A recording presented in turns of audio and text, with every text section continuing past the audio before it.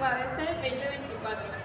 A continuación tendremos la presentación del libro De la salvación del alma al régimen penitenciario, La Casa de las Recogidas, Guadalajara, 1745-1871. Y para ello contamos con la presencia de Isabel Juárez Becerra, autora de la obra. Isabel es doctora en Historia por el Colegio de Michoacán. Cuenta con la categoría Candidato en el Sistema Nacional de Investigadoras e Investigadores. Fundadora de la Red de Estudios sobre Espacios Carcelarios. Cofundadora de la Red Iberoamericana de Historiadoras y de la Red Las Otras Historias. Marginalidad, delito y transgresión social. Además de ser socia fundadora de la Asociación de Historiadores de Jalisco, Carmen Castañeda García. Su investigación doctoral, de la que se deriva el libro, obtuvo el premio Francisco Javier Clavijero.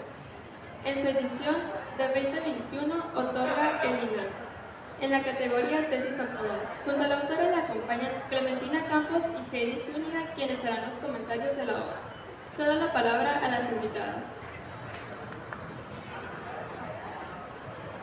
Muy buenas tardes a todos y a todas. Muchas gracias por hacer un espacio en sus actividades académicas, laborales y acompañarnos en este primer día de la Feria Internacional del Libro de la UABC. Estoy muy contenta de compartir este espacio con dos colegas y admiradas historiadoras, la doctora Isabel y la doctora Clementina, que el día de hoy nos une la presentación de este libro.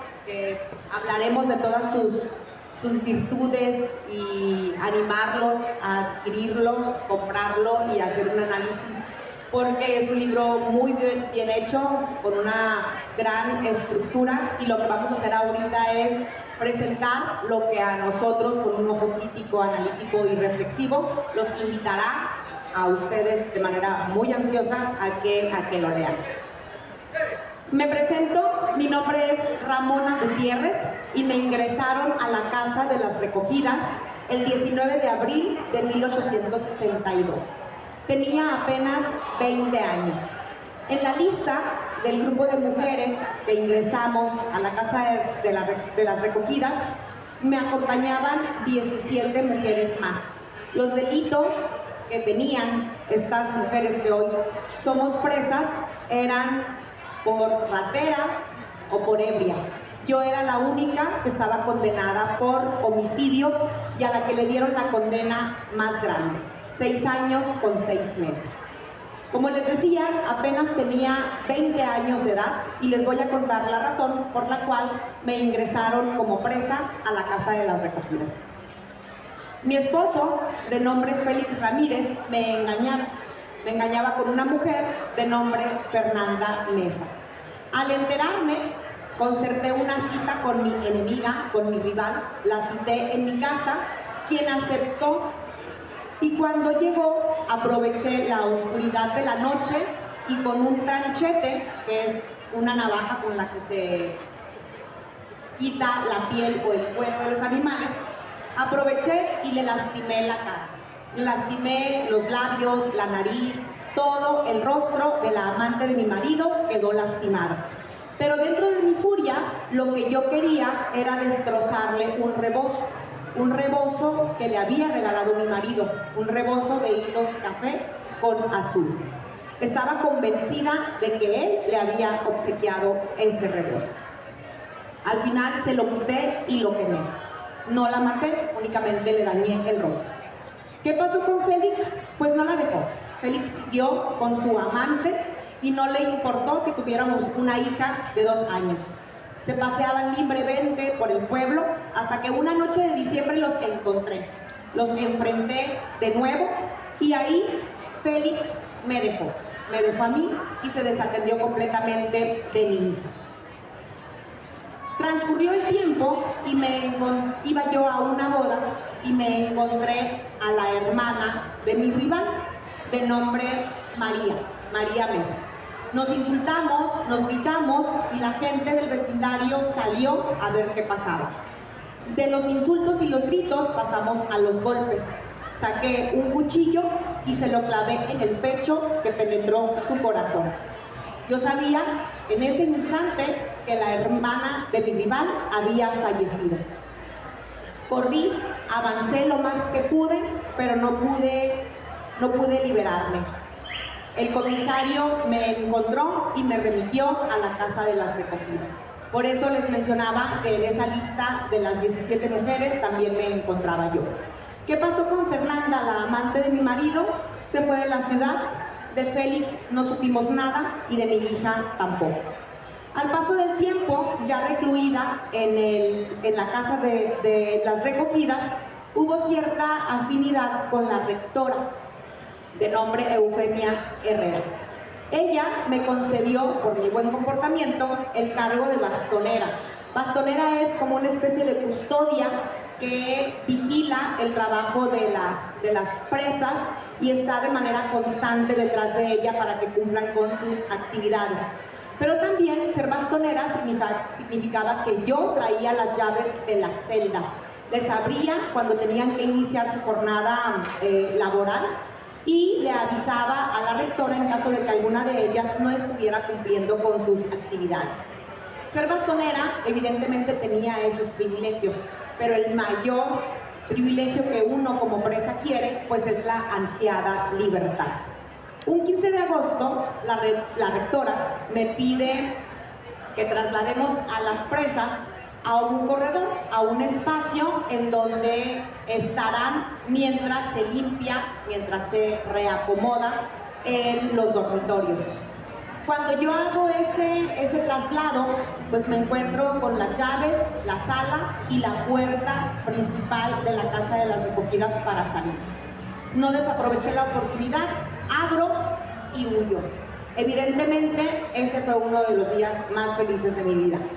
Nadie se dio cuenta de mi inteligente partida hasta el siguiente día en que las presas no se levantaron a hacer su aseo. Transcurrieron 7 meses en que yo gocé de mi libertad, hasta que me reconoció el comisario en una sala de hospital en donde me encontraba tratando de mejorar una cuestión de salud. Me regresaron a la casa de las recogidas a cumplir mi condena y evidentemente esa fuga que tuve por 7 meses impidió que me volvieran a dar un cargo de confianza como el cargo de bastonero. Eso es alguna de las historias de vida que nos vamos a encontrar en este libro.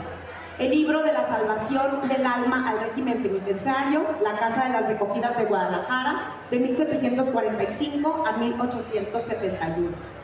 En este texto vamos a hacer un repaso, de la historia de las mujeres. Uno de los temas que poco se ha estudiado o poco se ha abordado por la historiografía mexicana, y curiosamente somos historiadoras quienes estudiamos la historia de las mujeres. Somos nosotras las historiadoras quienes buscamos visibilizar en diferentes aspectos la vida de mujeres, y en este caso la doctora Isabel lo hace a través del sistema carcelario o del sistema penitenciario, que hoy lo reconocemos así. En el texto nos vamos a encontrar un recorrido historiográfico de aquellas mujeres que han servido de referente para quienes nos dedicamos al estudio de las mujeres, como Josefina Muriel, por ejemplo, pero también nos vamos a encontrar datos que nos hablan de los crímenes y de las condenas que las mujeres cometían o cometieron en el siglo XVIII y en el siglo XIX, y cómo la historiografía evidencia que esta temática que tiene que ver con delitos, con castigos, con sistema carcelario, está prácticamente destinada a los varones. Y esta también es una forma en donde la disciplina histórica nos ayuda a identificar también un estudio de género. En el texto nos vamos a encontrar algunos de los delitos más comunes de que eran condenadas las mujeres, como peleaban en la calle, es decir, las riñas, las ingresaban también a la casa de recogidas por robo, por el uso de monedas falsas, por fraude, por amaciato, por infanticidio, por huida de su hogar, y generalmente las penas iban de 1 año a los 6 años. También las castigaban por ser alcahuetas, por ser limosneras, por vender naipes, por jugar o consentir la práctica de las cartas. Estas estaban prohibidas evidentemente porque propiciaban un ambiente de criminalidad e incitaban a los jóvenes y a las jóvenes a la vagancia. Entonces este texto evidencia ese tipo de crímenes, de delitos, en donde las mujeres participan evidentemente de manera activa.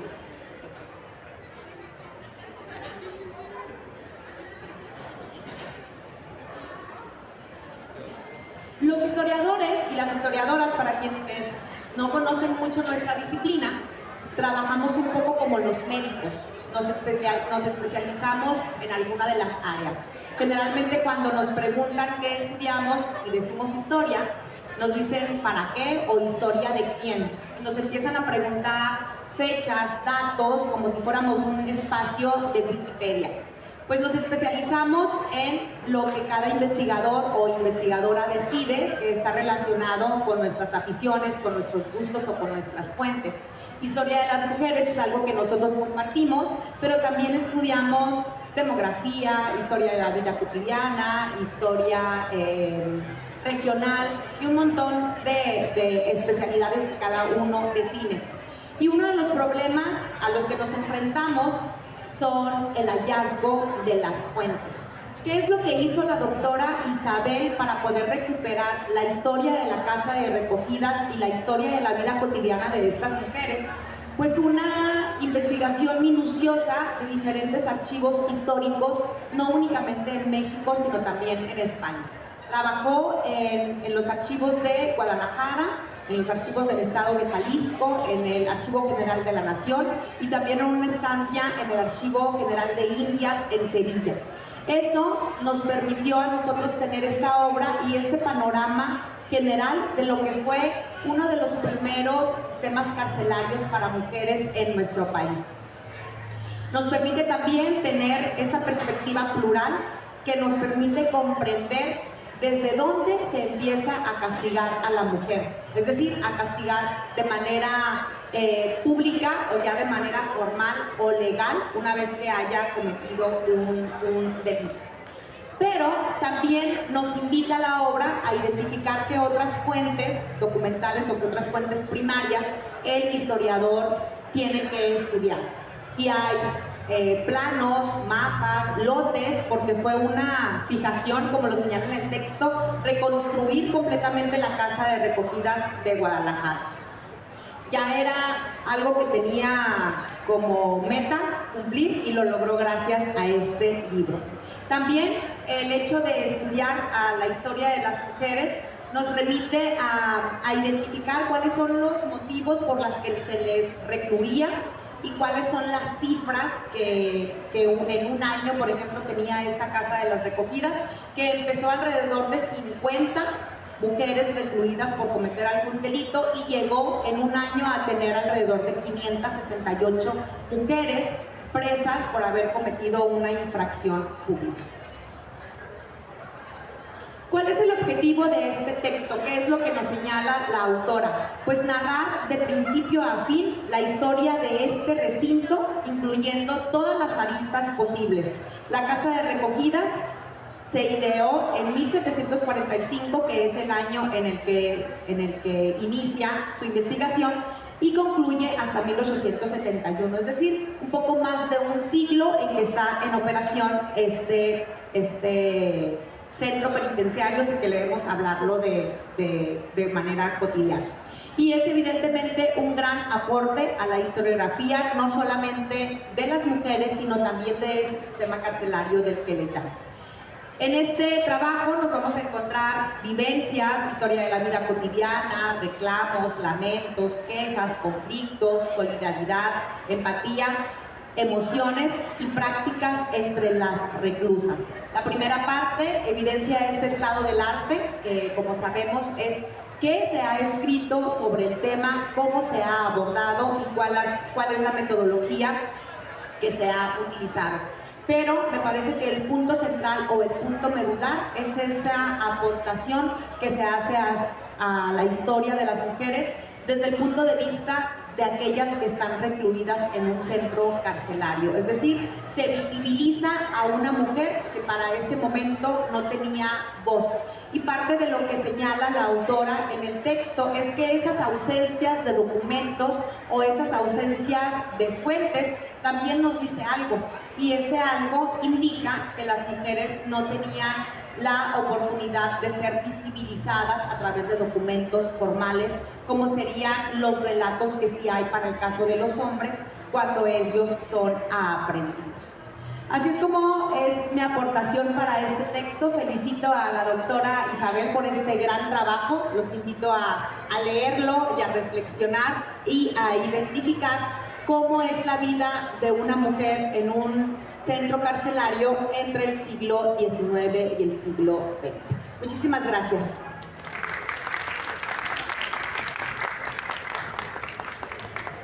Muchas gracias.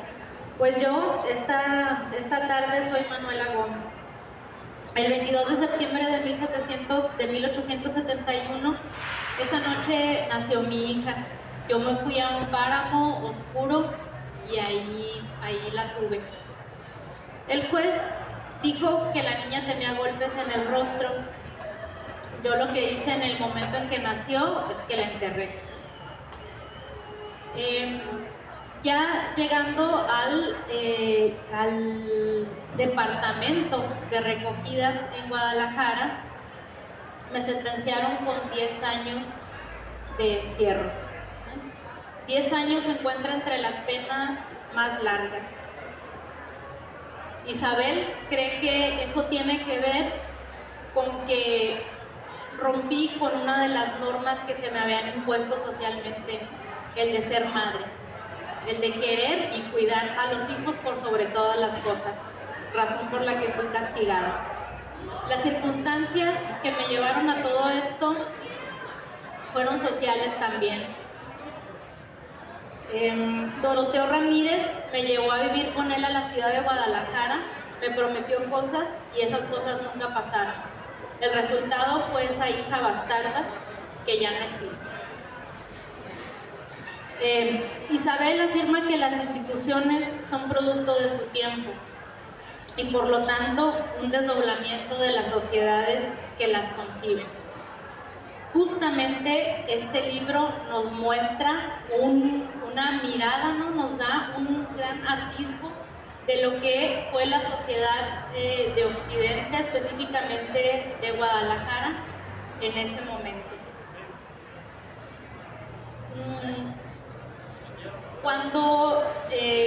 Cuando Manuela Gómez ingresó al departamento de recogidas, ya era la última etapa de esta institución. Como institución surgió desde mediados del siglo XVIII y surgió con un espíritu muy diferente al carcelario que ya conocemos nosotros y que surgió en el siglo XIX. En sus inicios, la institución del recogimiento buscaba la salvación del alma de las mujeres transgresoras y con el encierro procuraba modificar la vida de las descarriadas. El alma y su salvación era lo más importante, puesto que el cuerpo era solo un receptor de esa alma, ¿no? Entonces, la salvación del alma era lo más importante.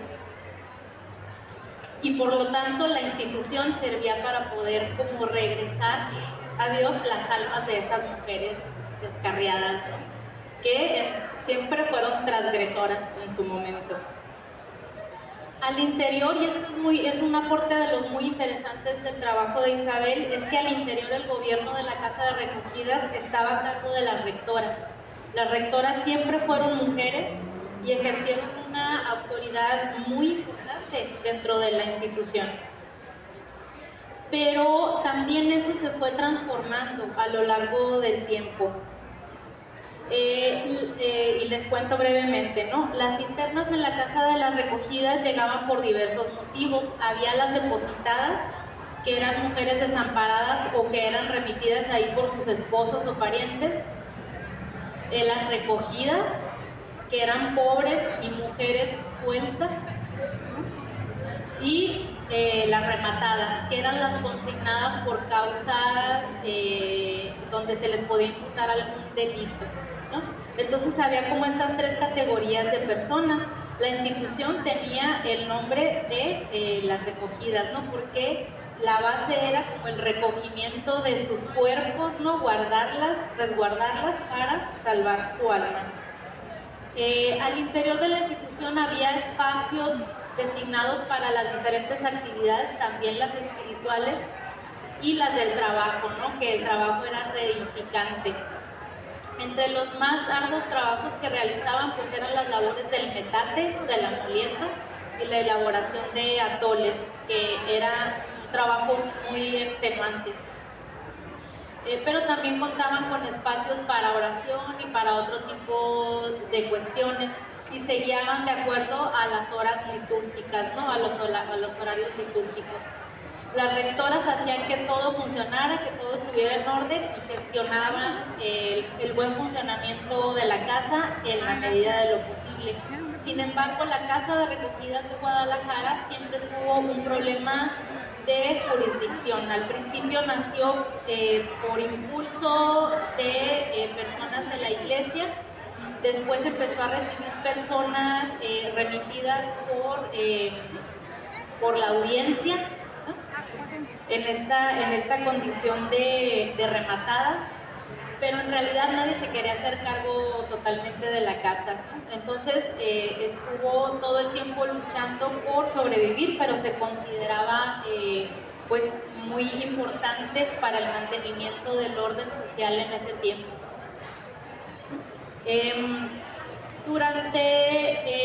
Cuando comenzaron los conflictos de independencia, se acrecentaron los problemas, ¿no? Muchas de las mujeres que vivían o que estaban pasando cierto tiempo en la casa de rematadas tuvieron un destino igual de incierto que la institución, porque si antes no recibía apoyos, pues ahora menos, ¿no? Pero durante la guerra insurgente, ¿no? Que se ha denominado como insurgente, sirvió como un espacio para remitir ahí a quienes creen, ¿no? A mujeres que participaban de alguna forma de la insurgencia o pues se consideraba que participaban, parientas de personas que andaban en el movimiento o simplemente mujeres que vivían solas, eran remitidas a la Casa de la Recogida simplemente por el hecho de estar solas y no contar con la tutela de un varón. Ciertamente fue una etapa pues muy difícil para la Casa de Recogidas y para ellas. Pero esto no mejoró, ¿no? La situación cuando ya llegamos a una etapa de Estado Nacional, incluso el poder de las rectoras disminuyó, porque si antes ellas tenían como control sobre las finanzas y el gobierno de la Casa de las Recogidas, eventualmente en un proceso que detalla muy bien Isabel, tendió hacia la secularización, es decir, a pasar a manos de las autoridades ya más civiles, digamos, y más alejadas de la iglesia, pero pues eso fue en detrimento de la institución, porque la rectora perdió mucha autoridad y perdió la gestión de los recursos. Entonces cambiaron muchas cosas a nivel institucional, que es lo que a mí me interesa destacar en esta presentación, pero hubo una cosa que no cambió. Las recogidas, en la condición que fuera, siempre trabajaron arduamente en las tareas del metate, y eso fue un continuo, desde el inicio hasta el final, hasta que desapareció la Casa de las Recogidas en 1871, ¿no? Ellas siempre siguieron trabajando con unas jornadas extenuantes y sobre su integridad y sobre su salud física, con muy pocas horas de descanso, pero esto se precarizó cuando ingresaron ya totalmente al sistema penitenciario, que fue en 1871. La Casa de las Recogidas, después de vagar, ¿no? y tener muchos problemas para subsistir, se pasó al sistema penitenciario y se abrió un departamento de recogidas dentro de la cárcel Escobedo. Estas cárceles estilo Bentham, el panóptico que hemos escuchado tanto, se abrió un departamento en unas condiciones pues ya mucho más difíciles, de hacinamiento, estaba solamente la cocina, inclusive en algún momento donde ahí hacían actividades desde la madrugada todo el día y ahí mismo dormían las mujeres. La figura de la rectora, antes de desaparecer, perdió poder. Entonces lo que observamos hacia finales, hacia mediados más bien del siglo XIX, es que el espacio de reclusión se volvió totalmente masculinizado.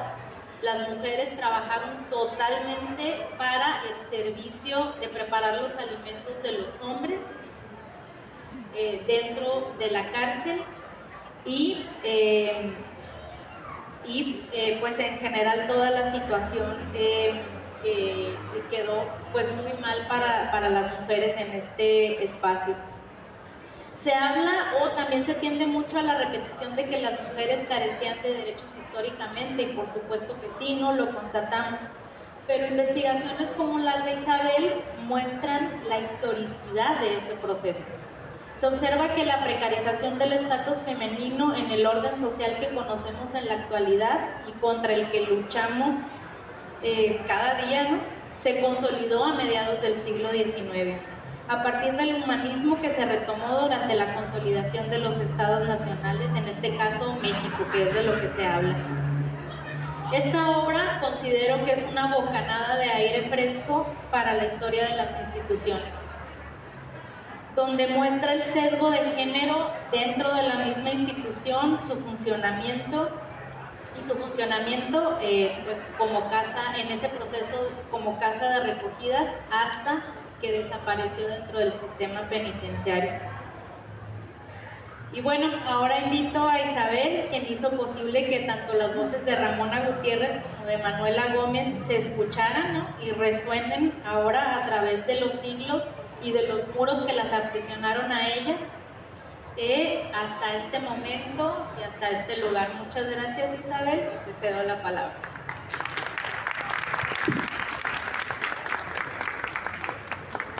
Muchísimas gracias, Heidi y Clementina. Me siento muy emocionada de estar con ustedes compartiendo, además de dar una presentación de lujo. Me encantó escuchar a Ramona, a Manuela. Era algo que no me esperaba. Ya hasta me imagino una obra de teatro con estas historias. Y la verdad que me encantó. Muchísimas gracias a ustedes también por tomarse el tiempo de estar acá y escuchar un poco de lo que hemos investigado. Lo que nosotros generamos como historiadoras es este tipo de investigaciones, y justamente como mencionó Heidi, es muy curioso que sean las mujeres las que hablemos sobre historia de las mujeres, pero es también como esa deuda histórica que si no hacemos nosotras, pues a veces, pues quién, ¿no? Y también esa otra sensibilidad que nos da podernos identificar con las personas con las que nos estamos acercando a estudiar. Comprender por qué una Manuela Gómez prefirió matar a su bebé que enfrentar la deshonra pública que significaba tener una hija fuera del matrimonio, sin estar casada, con la presión de la familia, del hermano que se quejaba de ella, toda esa presión social que las lleva a tomar ciertas decisiones que las remiten a un espacio carcelario. Ramona, que se enfrenta a un esposo que la engaña y que ella toma por comete actos a partir de todo ese recelo y todos esos problemas que se van generando también al interior de las familias. Este libro es de una cárcel, pero también de todas esas mujeres que habitan esa cárcel. No se queda solamente con los muros o lo que pasa por fuera fríamente, sino con estas historias sensibles que les agradezco mucho que hubieran retomado, porque ese también era mi objetivo principal.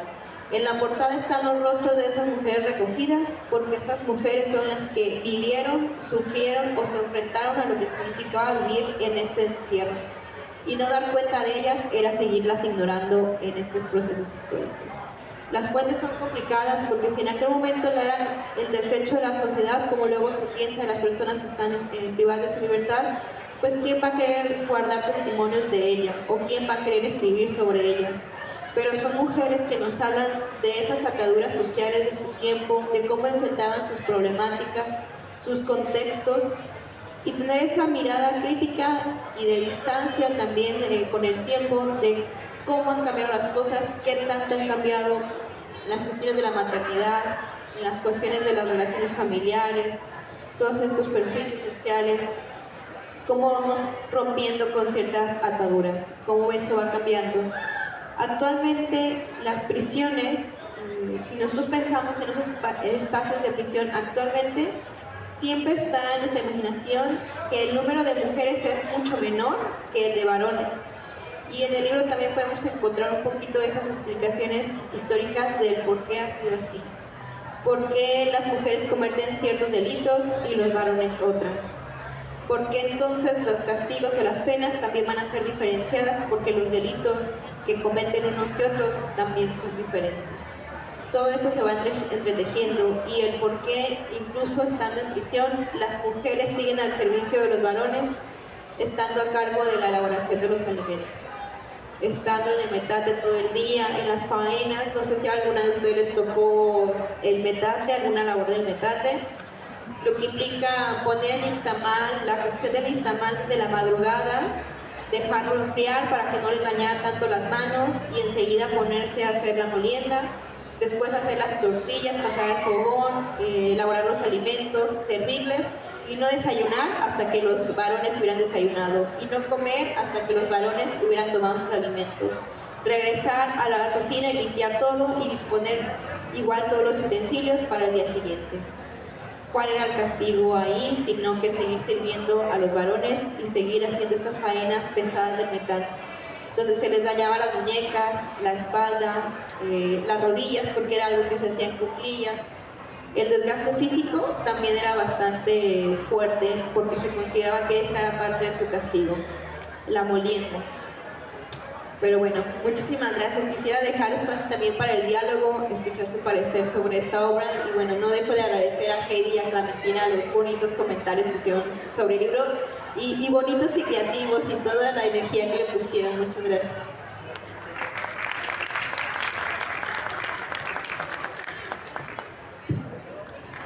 Bueno, muchas gracias por su asistencia y ahora me gustaría invitarlos a compartir sus comentarios o dudas.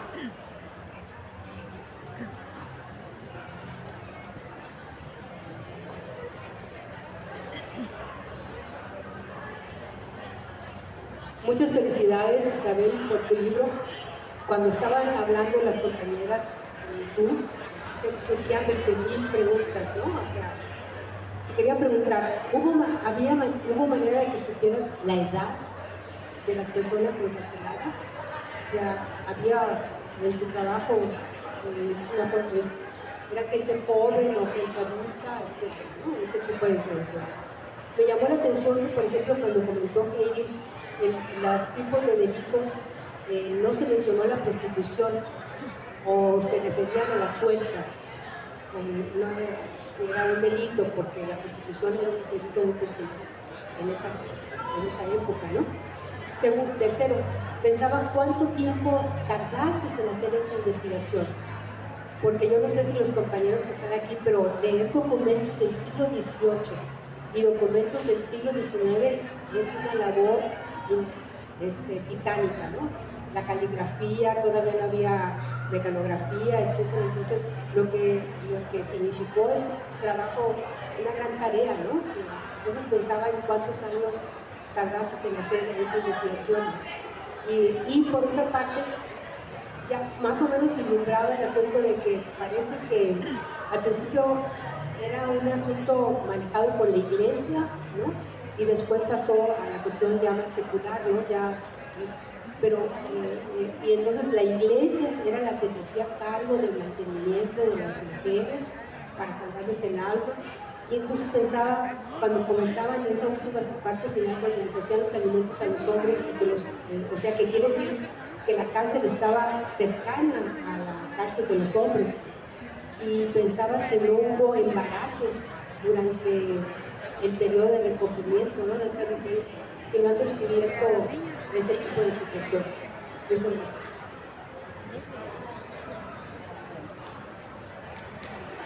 Esta investigación me llevó 3 años intensos, de 5 que dura el doctorado.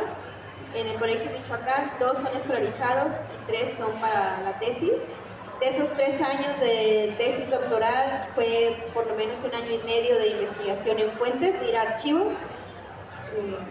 que pues también es como la ventaja que nos da estar en ese tipo de posgrados que nos dedicamos de lleno a la investigación.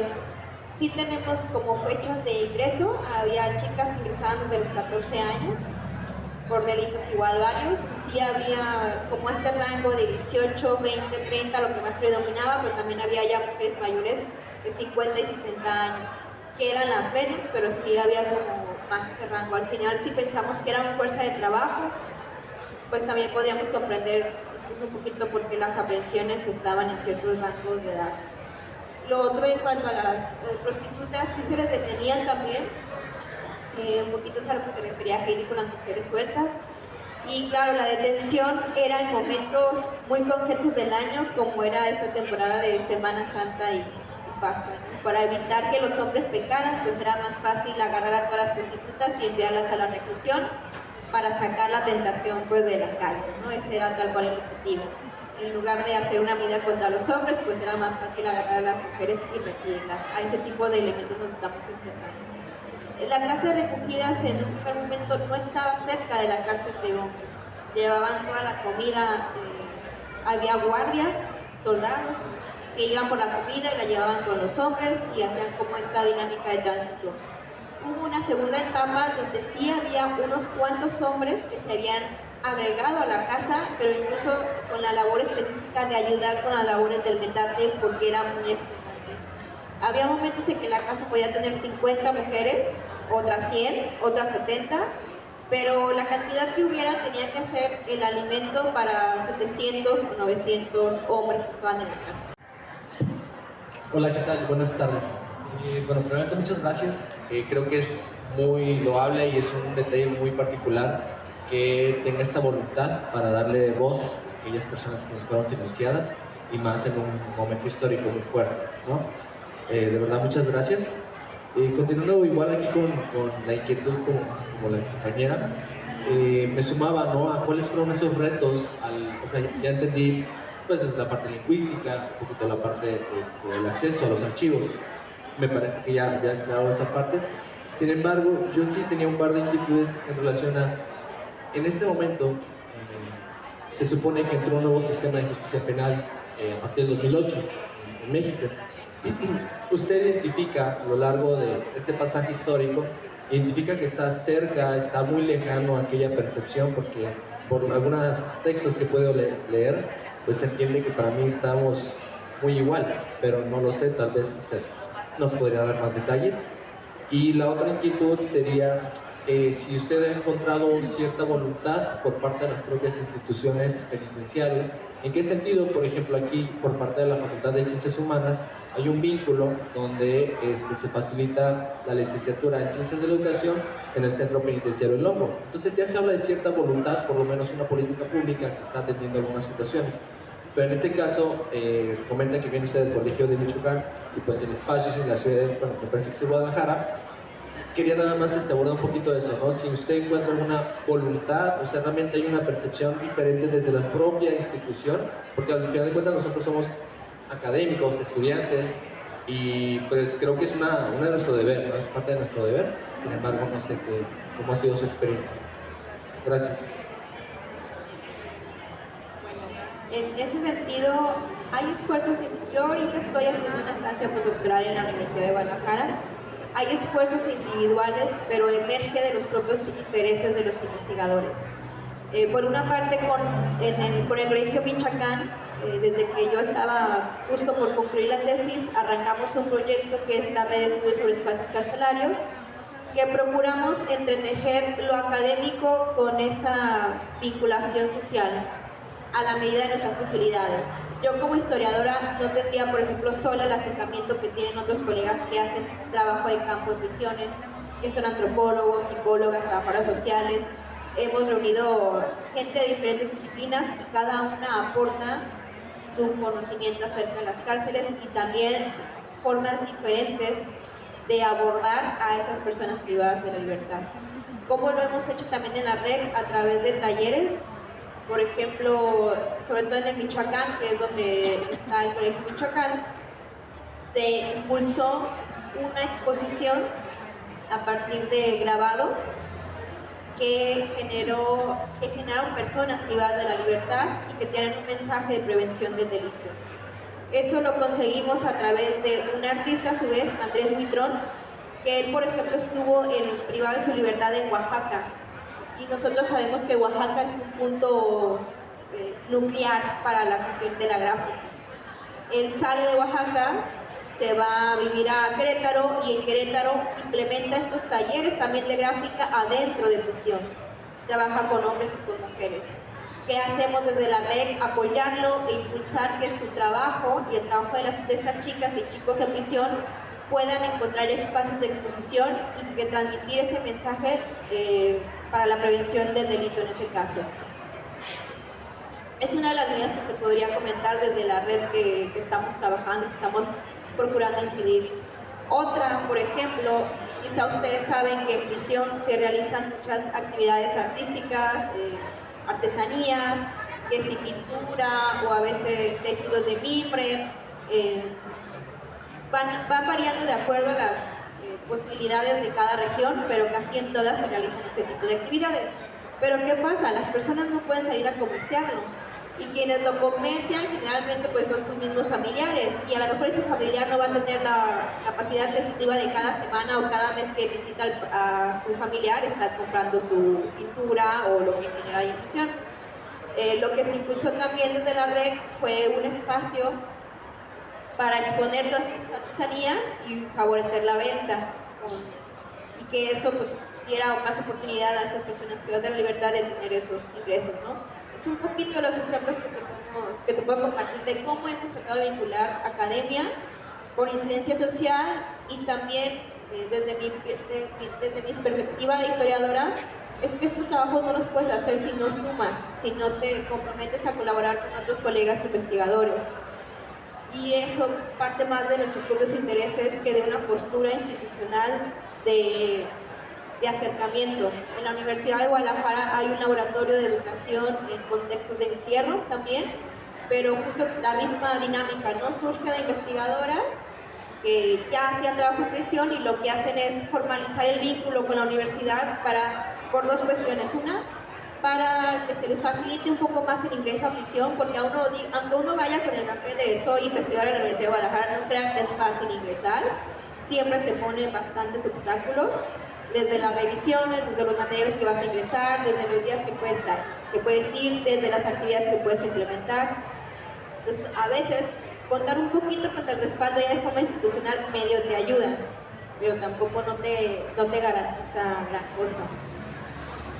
Ahí sería como, a lo mejor más desde nuestras autoridades, que impulsaran más ese vínculo y fortalecieran esa relación institucional por ese lado.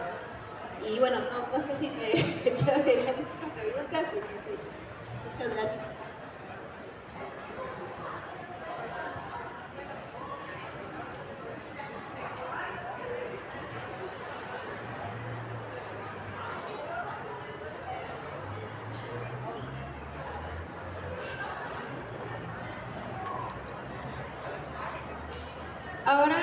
Ahora me gustaría agradecer por su asistencia, igualmente a quienes deseen adquirir el libro, pues lo tenemos en la mesa a nuestra mano izquierda, y para la firma de autógrafos posteriormente estará el módulo a la mano derecha.